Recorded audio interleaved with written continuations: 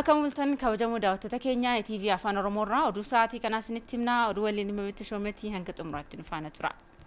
Ministeerri Muummee Abiy Ahmed rakkoo nageenyaa waggoottan lamaan darbanitti naannoo Beenishaangul Gumuz godina Matakkalitti uumame haala furuun danda'amu irratti jiraattootaa fi bakka bu'oota uummata godinichaa waliin mari'atanii jiru.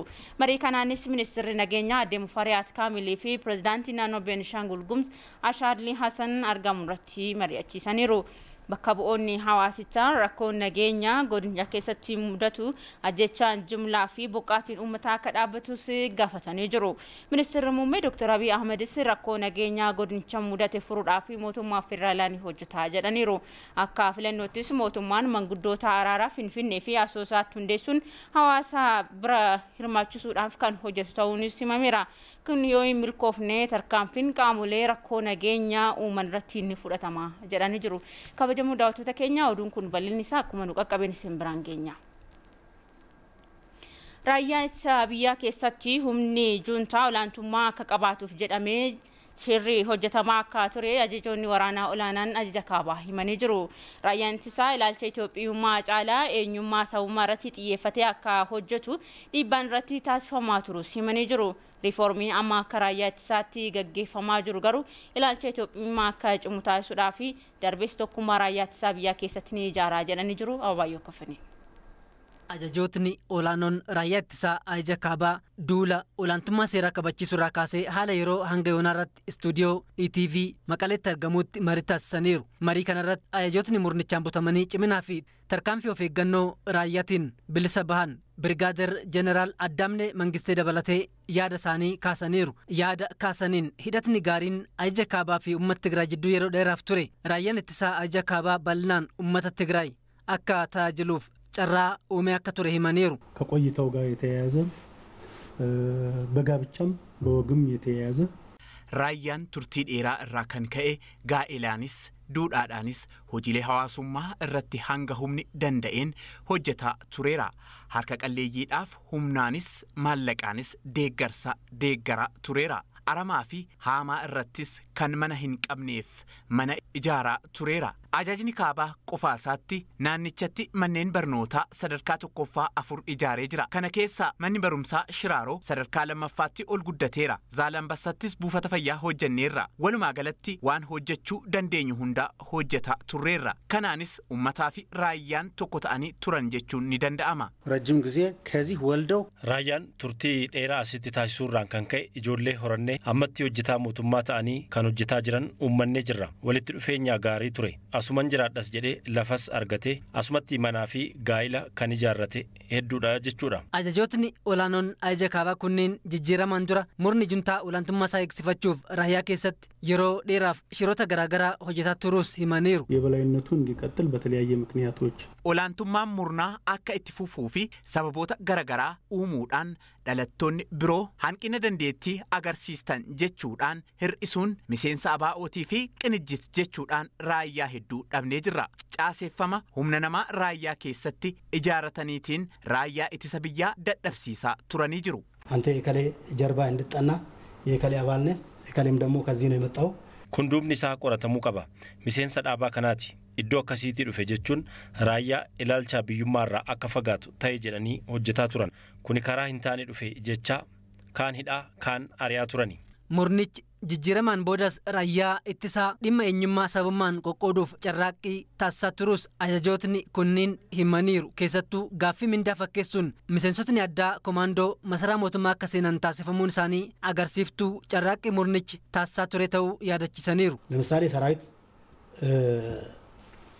ደሞዝ ጥያቄ በማስመሰል ቤተ መንግስት እንዴት ተደርጓል? ኮማንዶ fakkeenyaaf mindaa gaafachuu fakkeessuudhaan masaraa akka seenu taasiseera. Ta'ee jedhamee harkaa duubaatiin miseensota komaandoo sanaatiif kaka'umsi isaanitti akka uumamu taasifamaa turuu agarsiisa. Kanaan olittis raayyaan dhalootaan Tigraay ta'anis raayyummaa isaanii gananii akka baaniif bal'inaan hojjetameera. Hojii riiformii raayyaa ittisaa keessatti hooggansa haaromsaatiin taasifameen ilaalchotni dogongoraa turan maquun ilaalchi biyyummaa fi tokkummaa raayyaa biratti uumamuus ajajootni olaanoon kunniin ibsaniiru.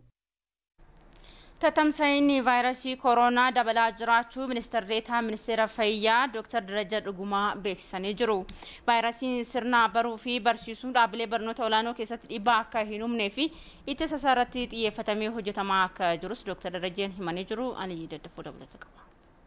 Weerarri vaayirasii koronaa addunyaa irratti erga uumame lubbuu namoota miiliyoonotaatti lakkaa'aman galaafatee jira. Tatamsa'insi vaayirasichaa yeroodhaaf hir'ina agarsiisus amma garuu haala saffisaatiin dabalaa jira. Biyya keenyattis baay'inni namoota vaayirasichaan qabamanii yeroodhaa gara yerootti dabalaa kan jiru ta'uu diitaan ministeera fayyaa Dr. Darajaa Dhugumaa marii ETV wajjin taasisaniin ibsanii jiru.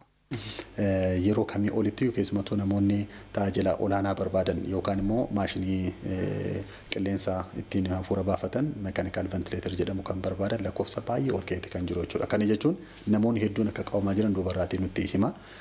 Qorannaan keessa harkaa sanatti waan hin taaneef malee babal'atee jira tokko kana.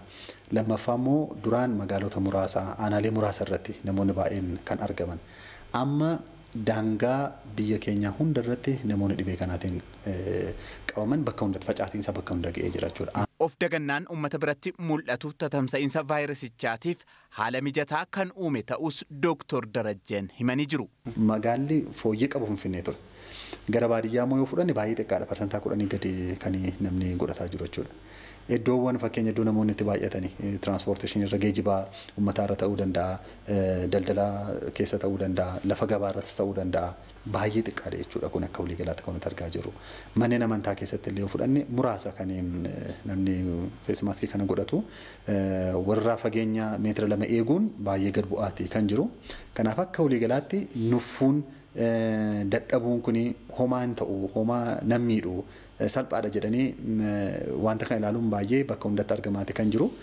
Dhibeen kun hagam ulfaataa akka ta'ee fi namni yoo dhukkubsate hagam akka rakkatu nama dhukkubsatetu beeka. Barnoota dhaabbilee barnoota olaanoo fi manneen barnootaa sababii weerara vaayirasichaatiin barnoota addaan kutanii turan yeroo ammaa kana deebi'anii barnoota itti fufuu calqabaniiru kan jedhan diitaan ministeera fayyaa Dr. Darajaa Dhugumaa kanaan walqabatees tatamsa'insa vaayirasii kanaa hir'isuudhaaf xiyyeeffannoon hojjetamaa akka jiru himanii jiru. Barattootnis dhimma koovidii kanarratti sirriitti beekumsa akka isaan qabatan taasisu, hubannaa gahaa akka isaan qabatan taasisu. Hooggansi manneen barnootaa yuunivarsiitiis dhimma kanarratti leenjii gahaa argate wantoota hojjetamuu qabu hunda leenjii gahaa kenneefii jirra jechuudha. Sirriitti leenjisnee jirra. Kanaaf inni guddaan egaa shiftiitiin akka isaan baratan taasisu. Torbanitti qidaamee sanbataa xiqqaa dabalatee namni utuu hin baay'atiin kutaa tokko keessatti nama 20 yoo baay'ate 30 haga kanaa gaditti namni akka baratuuf kun bakka baay'eetti mijatee haala kanaatiinis deemaatii kan jiru. Finfinnee keessatti wantoota gaggaarii argaatee kan jiru. Akkasumas barataa hundumtuu keessumattuu kan umrii 7 ol ta'an feesmaaskii malee akka manneen barnootaa hin deemne kanarratti wanti gaariin hojjetamee kan jiru.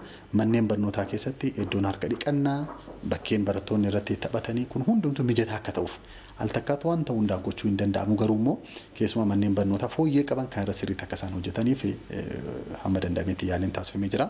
Tatamsa'insa vaayirasii kanaa xiqqeessuun walqabatee tattaaffii addunyaan talaallii fi dawaa dhukkubichaa argachuuf taasisaa jirtutti fayyadamuudhaan Itoophiyaanis talaallicha gara biyyaatti galchuudhaaf hojjechaa akka jirtu Dr. Darajaan himanii vaayirasicha ittisuudhaaf hawaasni ammas of eeggannoo cimsuu akka qabaatu Dr. Darajaa Dhugumaa dhaamanii jiru. Itoophiyaan talaallii vaayirasii koronaa biyyoota Asoorii keessatti argame fayyadamuudhaaf hojjechaa akka jirtu ministeerri fayyaa Dr. Liyaa Taaddasee himanii jiru. Dabalata qabna. Vaayirasiin koronaa akka addunyaatti bifa weeraraan erga mul'ate asitti biyyoonni addunyaa garaagaraa talaallii vaayirasichaa argachuuf tattaafachaa jiru. Biyyoonni talaallicha argatan tokkos talaallii argatan kana hojiirra oolchuu eegalanii jiru. Dhaabbanni biyya Biriitaaniyaa Baayoonetek jedhamuun talaallii argate ji'a darbe keessa kan ifoomse yoo ta'u namoonni 43,000 ol ta'anis talaallicha fudhatanii jiru. Talaalliin kun bu'aa qabeessummaan isaa harka 95 ta'uu kan himame yoo ta'u Biriitaaniyaa qofti oomisha talaallii kana miliyoona 40 akka barbaaddu beeksistee jirti. Kana malees talaallii vaayirasii koronaa yuunivarsiitii Oksfordiin bahee fi bu'aa qabeessummaan isaa harka 90 jedhamis hanga ammaatti namoota 20,000 ol irratti yaaliin taasifamee jira. Ammas Biriitaaniyaan talaallii kanarratti miiliyoona 10 fudhachuudhaaf kan ajajjee yoo ta'u biyyoonni reeyyiin addunyaa biroos talaallii kana fudhachuudhaaf dabaree eeggataa jiru. Kun garuu biyyoota hiyyeeyyii fi galii gadaanaa qaban irratti dhiibbaa uumuu danda'a jedhamee sodaatamaa jira. Itoophiyaanis talaallii kana argachuudhaaf karaa gamtaa deeggarsa talaallichaa COVAX jedhamuun gaaffii dhiyeessaa jiraachuu ministeerri fayyaa Dr. Liyaa Taaddasee himanii jiru. Keessaa talaallii kana karaa haqa qabeessaa fi saffisaan dabraan gahuudhaa fi dhaabbata sadarkaa idil addunyaa kana waliin hojjechaa jiraachuu ዶክተር ሊያን ሂመኔሩ በክትባት ዙሪያ ድጋፍ የሚያደርጉ በርካታ ዓለም አቀፍ ድርጅቶች እንዳሉ ይታወቃል። መደበኛ ክትባትን ጨምሮ ተላሊ ከና ኢላልቺሱን dhaabbileen idil addunyaa deeggarsa taasisuu danda'an hedduutu jiru. Talaalliiwwan dhukkuboota biroo dabalatee dhaabbilee kunneen waliin ta'uudhaan dhaabbata biroo biyyoota akka keenyaa gargaaruu danda'an COVAX Facility jedhamu waliin hojjetaa jirra. Itoophiyaan dhaabbata kana hundeessuu keessatti biyyoota calqabaa keessatti argamti. Deeggarsa kennamuuf kanaaf ammoo akka biyyaatti koreen ministeera fayyaan hoogganamuu fi ejensiiwwanii fi dhaabbileen deeggarsaa of keessaa qabu hundaa'ee karooraa fi bajeta barbaachisu baasuun qophiin gahaan erga taasifamee booda COVAXiif gaaffii dhiyeessinee jirra. Talaalliin kun dursa namoota vaayirasichaaf saaxilamoo ta'aniif kan kennamu ta'uu fi kanaafis hojjetamaa jiraachuu Dr. Liyaan beeksisanii jiru. Biyyattii keessatti lakkoofsa namoota vaayirasichaan qabamanii dabalaa jiraachuu kan himan Dr. Liyaan lakkoofsa namoota kutaa yaalii dhukkubsattoota cimaa galaniis garmalee dabalaa jiraachuu dubbataniiru. Keessaa magaalaa Finfinnee keessatti tatamsa'inii vaayirasichaa garmalee dabalaa waan jiruu fi hangi namoota dhukkubsatanii humna manneen yaalatii ol ta'uun isaa yaaddeessaadha jedhan Dr. Liyaan. Akka Dr. Liyaan jedhanitti talaalliin biyya alaarraa galuu argachuudhaaf hojiin hojjetamu akkuma jirutti ta'e hojiin talaallii qorichoota aadaa biyya keessaatiin akka Itoophiyaatti hojjetamaa jirullee sadarkaa yaalii lammaffaarra gaheera jedhan. Kana booda dhaabbilee biyya alaa waliin ta'uudhaan qoricha gara yaalii namarratti gaggeeffamutti geessuudhaaf hojjetamaa jiraachuu himaniiru. Mariin hawaasaa sadarkaa biyyaalessaatti magaalaa Jijjigaatti eegalamee jira. Mariin kun ministeera nageenyaan kan qophaa'e yoo ta'u naannoo Somaaleetti qaamolee nageenyaa fi haqa akkasumas hooggantoota garaagaraatu irratti hirmaataa jira. Ministeera nageenyaatti gorsaan dhimma federaalizimii Tagbaaruu Yaareed hawaasa marii fi olaantummaa yaadatiin ijaaramee fi nageenya gama maraan uumuudhaa fi hawaasa mariisisuun barbaachisaa akka ta'e ibsanii jiru. Marii akka biyyaalessaatti naannoo Somaaleetti eegalame kun nageenyaa fi tasgabbii naannichaatti yeroo dhiyoo as mul'ate itti fufsiisuu kan dandeessudha jedhan hoogganaa ittaanaan biiroo nageenyaa fi tasgabbii naannoo Somaalee.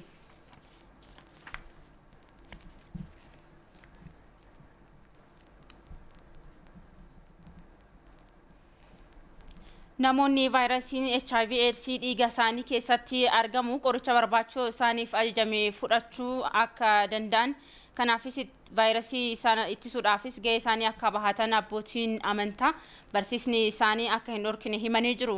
Qopheessummaa yaa'iin dhaabbilee amantaa Itoophiyaatiin waltajjiin marii dhukkubsattoota vaayirasichaa qoricha farra vaayirasii HIV/AIDS ittisuun akka tiifuunsaan akka fudhatan dadammaqsiisuu adeemsifamee jira. Waltajjichi abbootiin amantaa duuka bu'oota mana amantaa isaanii vaayirasichi dhiiga isaanii keessatti argamu qoricha farra vaayirasichaa fudhachuun itti gaafatamummaa isaanii akka baatanii fi gorsa abbummaa akka baatan dandeessuuf kan ta'ame ta'uun himameera. Qaamoleen dhimma dubartoota daa'immanii fi dargaggoota irratti hojjetan qindoominaan hojii dhimmi isaanii ilaallatu kan milkeessuu qabu jedhamee jira. Dhimmicha irratti qindeessummaa biiroo dhimma dubartoota daa'immanii fi dargaggoota Oromiyaatiin mariin paanalii qophaa'ee jira. Awwaliseen Tunde. Dhaabbileen mootummaa fi miti mootummaa dhimmoota dubartoota daa'immanii fi dargaggoota irratti piroojeektiiwwan hedduu diriirsuun hojjetaa turaniiru. Piroojeektiiwwan diriirfaman garuu qindoominaa fi itti fufiinsa dhabuu isaaniitiin bu'aa barbaadamu bira osoo hin gahin gufachaa turaniiru. Aadde Sa'aadaa Usmaan hooggantuu biiroo dhimma dubartoota daa'immanii fi dargaggoota Oromiyaati. Hojii wal fakkaatu inni ijoon tokko aanaa tokko keessatti dhufa. Inni ijoo 3-4-5 dhufa jechuudha. Bakki immoo itti gahuu qabdu bal'ina Oromiyaatii fi baay'ina uummataa keenya wajjin wal qabatee immoo qaama hawaasaa sadan kun parsantii 70 hanga 75 gaan jechaa jirra. Isaan kana bira gahuudhaaf immoo qaama kana qabannee deemuu qabna. Rakkoolee kanneen furuuf biiroon dhimma dubartoota daa'immanii fi dargaggoota Oromiyaa fooramii dhaabbilee garaagaraa of keessaa qabu hundeessuuf socho'aa tureera. Kora magaalaa Adaamaatti taa'enis biiroolee mootummaa fi dhaabbilee miti mootummaa dhimmoota dubartoota daa'immanii fi dargaggoota irratti hojjetan qindeessuun fooramii waliinii hundeesseera. Qaamoleen sirna hundeessa fooramichaa irratti hirmaatan adeemsi eegalame hanqinoota kanaan dura turan furuuf gahee akka qabu dubbataniiru. NGO'wwan amma naannoo keenya keessatti hojjetaa jiran waliigaltee mallatteessuu qofaa utuu hin ta'in maal hojjetu kan jedhullee duukaa bu'amee hordofamuun riiviyuu miitingii gaggeessuun gabaasa isaanii qofa utuu hin ta'in raawwii isaanii qabatamaadhaan hordofuun barbaachisaadha. Maaliif nuyi waan nu mudate qabna biiroo irratti waliigaltee mallatteessanii dokumentiin nu harka jiruuf godhatti gadi bu'ee wanti hojjetamaa jiru hawaasa keessatti waan garaagaraa nu mudate inni ijoon nuyi hojii dhaabsifnellee hin jira waan ta'eef wantoota akkasii kana waliigaltee mallatteessuu qofa utuu hin ta'in hordofuun raawwii isaanii duukaa bu'anii hordofuun baay'ee barbaachisaadha. Waa'ee employmentii irratti, waa'ee barnootaa irratti, fayyaa irratti, dhimma mirgaa irratti keessaayyuu yeroo ammaa kana kan rakkataa jiru COVID kana wajjin wal qabatee ijoolleen baay'een mana barnootaa keessaa ba'anii jiru. Heerumanii jiru. Isaan kana gara mana barnootaatti deebisuufillee baay'ee hojii guddaa nu barbaachisa jechaadha. Isa kanaaf seektaroonni dhimmi kun ilaallatu dhimma teeknikaa kana keessatti jabaatanii otoo galaniiti gaarii ta'a jedhee yaada. Marii kanarratti barreeffamoonni qorannoo 3 dhiyaatan irratti mari'atameera. Barreeffamoota dhiyaatan kanaanis ammas dhimmoota walqixxummaa koornayaa fayyadamummaa dinagdee fi carraa hojii uumuu irratti xiyyeeffatameera. Qaamolee garaagaraa dhimmoota wal fakkaatan irratti hojjetaa turan waliin qindeessuun rakkoolee ka'aa turaniif fala ta'u jedhameera. Amma naannoo keenya keessatti lakkoofsi dargaggeessi ilaalcha jijjiiruudhaaf dhaabbilee mootummaatii miti mootummaan hojjetame baay'eedha. Garuu lakkoofsaan hin lakkaa'ama hin lakkaa'u. Bu'aas buusuu hin danda'u. Ilaalcha qofa jijjiiruun bu'aa buusuu hin danda'u. Hojii waan mul'atu dargaggeessa irratti waan mul'atu daa'imman dubartoota irratti waan mul'atu ta'uu qaba. Kanaaf nuti akka biirootti dhaabbileen kun karoora biraan qaban karooruma mootummaan qabate kana galmaan ga'uufi malee karoora kophaatti qabatanii deeman hin jiru karoorri kophaa isaan qabatan. Hooggantuun biiroo dhimma dubartootaa daa'immanii fi dargaggoota Oromiyaa aadde Sa'aadaa Usmaan fooramicha cimaa fi itti fufiinsa kan qabu gochuuf ni hojjetama jedhan. Akkuma nuti itti gaafatamummaa fudhannutti isaanis itti gaafatamummaa qabu jechuudha. Maaliif hojmaataan wal hoogganna yoo jenne qindoomina kan jennu qindoomni kun kallattiitiin hoogganamuu qaba. Kallattii kana keenyee kallattii kanaan yoo kan hooggannu ta'e waan waliin karoorfanne san irratti wal gaafachuu dhufaa jechuudha. Yoo nu gahee keenya hin baane isaanis no isin bira rakkoon kun kan jiru jechaa wal sirreessaa deemonni ji'a sadiitti illee dhufnee walitti ilaalla waan jenneefu achi keessatti ciminaalee jiran daran babal'ista inni ijoo biraa birattis akka bal'atu goota. Hanqinaalee jiran immoo gamaaggamnee akka keenyaatti sirreeffama maal fudhachuu qabna isaan sirreeffama maal fudhachuu qaban kallattiin itti aanu maal ta'uu qaba jennee deemna jennee yaadna waan ta'eef adeemsa kana immoo dhuunfaadhaanis waliin hojjechaa jirra waliin karoorfannee amma irra caalatti biiroo keenya keessatti walitti dhufeenya UNICEF wajjin qabnu jira UN Women wajjin qabnu jira akkasumas NGO adda addaa wajjin qabnu jira waliin karoorfannaa nu kana dandeenya isin kana gootu waliin jenna nu raawwitti yeroo seennu akkaataa barbaadamu nu raawwatamuu baate yoo isaan biraates wal gaafannaa jechuudha kun immoo irra caala hojmata sun kun in cibsa jechuudha hojmanni kun irra caalatti itti gaafatamummaa cibsa jenneeti yaadna. Piroojektonni gurguddoon waggoottan afran darban keessatti birrii biiliyoona 900 jalqabamanii yeroo keessatti akka hin xumuramne fi tajaajilaaf hin oolle qorannoon mirkanaa'ee jira. Sababa kanaanis birrii biiliyoona 44 qisaasamuu ministeerri maallaqaa beeksisee jira. Abdulnaasir Jamaal dabalata qaba. Qorannoon bara 2008 irraa eegalee hojjetamaa dhufe akka agarsiisutti pirojektoota gurguddaa mootummaa 290 irra qisaasamni qabeenyaa birrii biiliyoona 44 olii qaqqabeera. Pirojektoota kanneen keessaa 16 bu'aa qabeessummaa isaa irratti qorannoon osoo hin hojjetamin jalqabamee ijaarsi isaanii addaan citeera. Kanaafis birrii miliyoona 200 fi miliyoona 46 baasiin itti baheera. Qorannoon odiitara olaanaa federaalaa akka ifoomsutti pirojektoota daandii 54 walii galtee malee birrii biiliyoona 300 ol kaffaltiin isaanii raawwatameera. Gama biroon odeeffannoon ministeera mallaqaa irraa argame akka agarsiisutti mallaqa deeggarsaa fi liqaan argamu irraa waggaa waggaan pirojektotaaf deeggarsi birrii biiliyoona 100 olii ni taasifama. Haa ta'u garuu pirojektoonni kun yeroo qabame keessatti xumuramanii hawaasaaf tajaajila kennuu hin dandeenye. Milkaa'inaa fi bu'a qabeessummaan pirojektoota kanniinis osoo hin mirkanaahin ijaarsaaf jedhamee baajanni gadhiifamaa tureeras jedhameera. እስካሁን በነበረው አካሄድ አስፈጻሚ መስሪያ ቤት በተለይ ትልቅ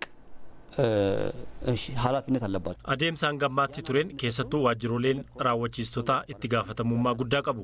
Itti gaafatamaan sun daandii irratti yoo ta'e abbaa taayitaa daandiiwwantu itti gaafatamummaa qaba jechuudha. Qorannoo jalqabaa irraa eegalee qorachuu gamaaggamuu fi pirojektiin sun xumurameera jechuun hanga mirkaneessutti isaan bira ture. Haaluma wal fakkaatuun bishaan jallisii birattis misoomni jallisii komishinii mataa isaa waan qabuuf dhimmoota kanneeniif waajjiraaleen raawwachiistotaa gahee mataa isaanii qabu. Qooda fudhattoota pirojektoota kanneen irratti hirmaachisuu dandeenya. Hojmaan iftoominaa fi gaafatamummaa qabu diriirfamuu dhabuu fi pirojektoonni kunniin qorannoo irratti hundaa'anii jalqabamuu dhabuun isaanii kan mul'atudha. Kun ammoo rakkoo bulchiinsa pirojektoota irraa ka'een caalbaasii iftoomina hin qabnee fi hojmaata malaammaltummaaf haala mijataa uumeera jedhame. Sababoota kanneeniin pirojektoonni kunniin yeroo qabame keessatti saffisaan xumuramanii tajaajila hawaasaaf hin oolle. Kanaan booda pirojektoonni kunniin biyyattii baasii dabalataaf akka hin saaxille xiyyeeffannoonni hojjetama jedhan. ከዚህ በኋላ ተጨማሪ ወጪ እንዳያስወጣን ጥንቃቄ ተደርጎ kana booda baasii dabalataa akka hin baasne of eeggannoon taasifamee hojiirra ooluu qaba. Qabeenya hanga ammaa bahee qabeenya laayyoo miti. Pirojektoota kanneen sadarkaa isaanii irra jiran irratti dhiisuunis hin danda'amu. Tokko tokkoon isaanii baasii dabalataa kan gaafatu jiraachuu danda'a. Kanneen biroo keessattuu raawwiin isaa gara xumuraa gahe immoo dirqamaan xumuramuun barbaachisaadha. Raawwiin pirojektoota bifa kanaan yoo itti fufe baasii dabalataa birrii biliyoona 200 fi biliyoona 68 gaafachuun qisaasama qabeenyaa guddaa qaqqabsiisuu akka danda'u qorannoon ministeerichaa ni addeessa. daawwattoota oduu duratti yeroo qaqqabetti simbiraan keenya jennee bira dabarreetti simbiraan keenya ministeerri muummee Dr. Abiy Ahmed rakkoo nageenyaa waggoota lamaan darban naannoo Beenishaangul Gumuz godina Matakkal keessatti uumame haala furuun danda'amu irratti jiraattotaa fi bakka bu'oota godinichaa waliin mari'atanii jiru. Marii kana irrattis ministeerri nageenyaa Aadde Mufariyaat Kaamil akkasumas pirezidaantii naannoo Beenishaangul Gumuz Ashaadli Hasan argamanii jiru. Bakka bu'oonni hawaasichaas rakkoon nageenyaa godinichatti mudatan ajjechaan jumlaa fi buqqaatiin akka dhaabbatu gaafatanii jiru. Ministeerri muummee Abiy Ahmedis rakkoo nageenyaa godinicha keessatti mul'atu furuudhaaf mootummaan federaalaa hojjeta jedhanii jiru. ይሄ ነገር ይጎዳናል፣ ልጆቻችን ይጎዳል፣ አገር ያሳጣናል። እባካችሁን ከስሜት ወጥተን ነገር በማስተዋል ማየት ብንችል ጥሩ ነው። Hedduun miidha biyya nu dhabsiisa maaloo miira keessaa baanee dubbii qalbiin haa ilaallu. Kun rakkoo kiyyaa miti rakkoo keessanii kan jennu yoo ta'e Amaarri sana qofatu miidhamee Oromoon sana qofatu miidhamee kan jedhu yoo ta'e quba walitti kan qabnu yoo ta'e rakkoo keessaa bahuudhaan dandeenyu. Kanaafis diinni keenya ofiisaatiin Itoophiyaa barbadeessuu akka hin dandeenye ni beeka waan ta'eef tooftaadhaan wal nu nyaachisuu kan filatan. Xaaliyaaniin bara nu weerartetti humna qabaattee dhuftee otoo hin taane humna nu keessa jiruun nu rukuchiisaa turte. Kanaafuu kana hubachuu qabna.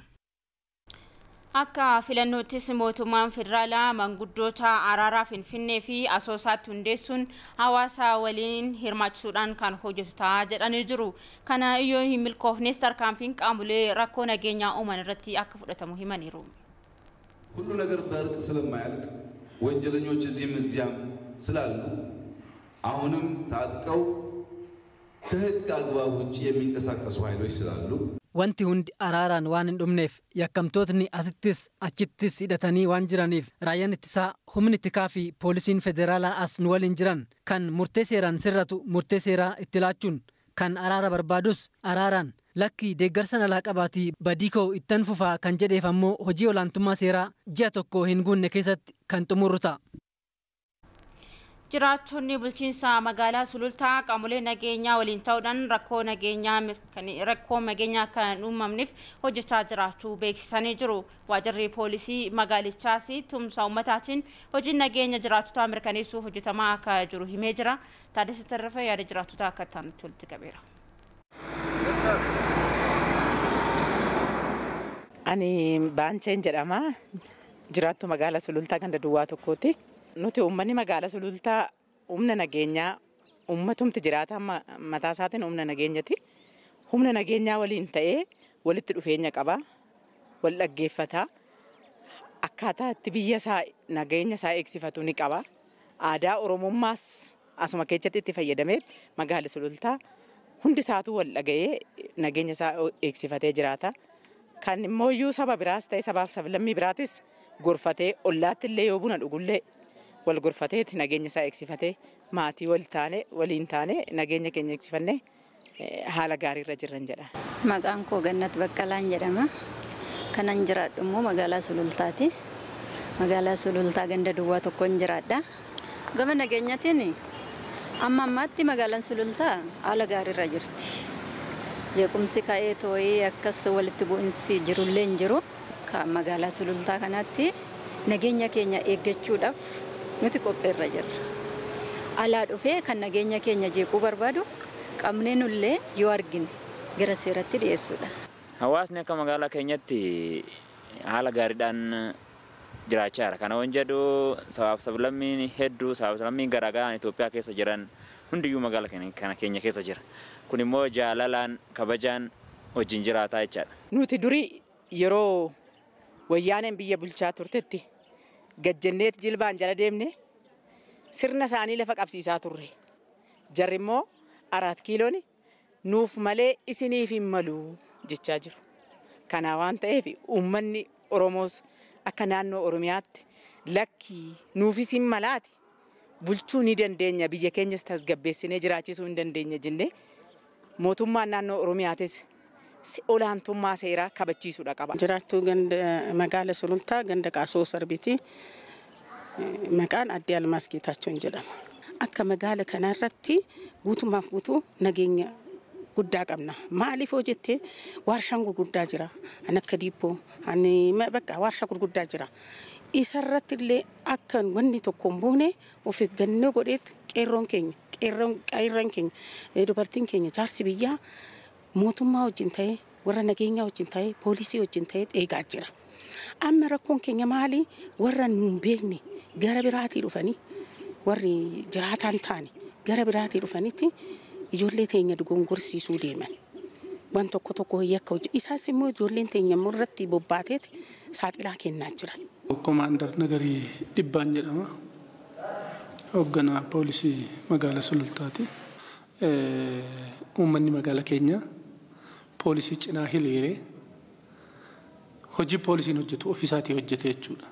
Dargaggeessi, dargaggeettiin, abbootiin gadaa, abbootiin amantaa, qarreen, qeerroon hojii poolisii hojjeta jechuun dandeessa magaalli Sulultaa. Kanarraa ka'uudhaan taateewwan yeroo adda addaa keessumaa naannoo Oromiyaa quunnaman jijjiirama kana wajjin wal qabate jechuudha. Haala gaariidhaan dabarre jechuu dandeenya akka magaalaa keenyaatti. Kun immoo ta'uu kan danda'e ijaarsi keessumaayyuu tajaajila poolisii hawaasaa sadarkaadhaan jiru hidhamni inni poolisii faana qabu, hidhamni inni caasaa nageenyaa faana qabu, hidhamni inni nageenya biyya kana yookaan nageenya magaalaa kana sustainable gochuudhaaf haalli inni itti deemu baay'ee sitti tola waan ta'eef haga ammaatitti nutillee cimnee hojjennee jechuu hin dandeenyu. Hamma humna keenya garuu hojjechaa uummanni keenya garuu nu bira dhaabbatee uummanni magaalaa Sulultaa nu bira dhaabbatee utuu qabeenyi hin badiin, utuu lubbuun namaa hin badiin, utuu namni sodaa nageenyaa tokko malee bayee galuu utuu hin dadhabiin haga ammaatitti haala gaariirra jirra. Aadaa qusannaa isaanii cimsuudhaan dinagdee biyyaa dachaan dabaluudhaaf qophii ta'u qonnaan bultoonni godina Horroo Guduruu Wallaggaa himanii jiru. Gandoota aanaalee godinichaa hunda keessatti leenjiin qonnaan bultootaaf mata duree jijjiiramaa siyaasaa fi badhaadhina maatii jedhuun guyyoota 3 kennamaa ture xumuramee jira. Gabaasa waajjira dhimmoota koominikeeshinii godina Horroo Guduruu Wallaggaa irraa nu qaqqabe Hawwitaa Fasaatu dhiyeessa. Godina Horroo Guduruu Wallaggaatti leenjiin qonnaan bultootaaf guyyoota 3 kennamaa ture xumurame. Qonnaan bultoonni godinichaa leenjii kennameefitti gargaaramuun maasaa isaanii irratti akkaataa jiruu fi jireenya isaanii fooyyessuun jijjiirama maatii fi badhaadhinaa fiduu fi mirkaneessuun danda'amu irratti kan hojjetan ta'uu himan. Qotee bultoonni immoo nyaataan akka of danda'an, siyaasaan of danda'anii akka deeman, hirkattummaa jalaa ba'anii, eeggattummaa jalaa ba'anii akka deeman, dargaggoonni illee of danda'anii akka deeman. Dinagdeetiin siyaasaan haala jiruuf jireenya isaanii akka isaan itti of danda'aniif mootummaan irratti xiyyeeffatee hundumaa qotee bulaa fi dubartoota dargaggoota waamee gara fuulaatti akkaataa isaanitti jireenya isaanii fooyyeffatanii haala mootummaa duukaa haala nageenya isaanii qabatanii wal duukaa deemanii biyyi keenya akka isheen jijjiiramtuuf mootummaan uummata isaa walitti waameetu gorsaa fi barsiisummaa kennaafii jira. Kanaaf akka ganda keenyaattis ta'e akka aanaa keenyaatti aanaan keenya jijjiirama gaarii gara fuulaatti karaa nageenyaan, karaa boneetiin, karaa wanta hundaatiin illee akka isheen jijjiirama guddaa godhattuu fi kan mootummaan gadi buusee barsiisaa jiru. Dhimma kilaastiraatii wajjin wal qabate oomishaaf oomishtummaan keenyi boneef jallisii wajjin wal qabate inni kun jijjiirama qotee bulaa jijjiiruuf dinagdee keenya jijjiiruuf dinagdee maatii tokko yoo guddanne yoo jiraate dinagdee guddina biyyaa kan inni ta'u. Akka ofii koo addana kanatti leenjiitti gadi bu'ee akka gandaattis haa ta'u akka zoonii irrattis akka gareettis leenjii gaggabaaboo laachuu yaada. Itti gaafatamaan waajjira qonnaa fi qabeenya uumamaa godina Horroo Guduruu Wallaggaa obbo Tolasaa Jabeessaa leenjiin kun qonnaan bultoonni dinagdee isaaniin oomishaa fi oomishtummaa dabaluun karaa danda'amu irratti haala qabatamaa ganda isaanii keessa jirutti fayyadamuun akka of jijjiiraniif kan gargaaru ta'uu himan. Badhaadhina maatii bilkeessuu hin dandeenyu qonnaan bulaan tokko tokkoonsaa galii yoo dabaleedha. Galii isaa yoo guddisedha. Galii guddisuu kan immoo fayyuma akkuma kanaan duraatti jiraachuu otoo hin ta'in galii argatu. Galii guddate kana akka miin qusata. Inni jedhu waltajjiin keenya dhuma qusannoo kanas giddu galeessa kan godhate. Qotee bulaan oomisha dabaluu qofa galii isa dabalachuu qofa otoo hin ta'in akkamiin immoo qusatee qusannaa kana jajjabeessinee qusannaa isaarraa immoo gara investimentii akka ceesisnaa kan jedhu. Leenjii kana boodas qonnaan bultoonni marii itti fayyadamu paakeejii teekinooloojii qonnaatti gargaaramuun dinagdee isaanii guddisuun jiruu fi jireenya isaanii akka fooyyeffataniif hubannoo bal'aa argachuu isaanii himaniiru. Oduun daawwachaa jirtan TV Afaan Oromoo irratti kan simbira gahaatu jiru gara odeeffannoowwan biyya alaa har'a qabannetti dabarree jirra. Jilli qorattoota dhaabbata fayyaa addunyaa shakkii vaayirasiin koronaa laaboraatoorii Chaayinaatii maddee jedhu qorachuudhaaf dhiheenya kana gara Chaayinaatti deemuudhaaf akka ta'e himameetii jira. Qorattuun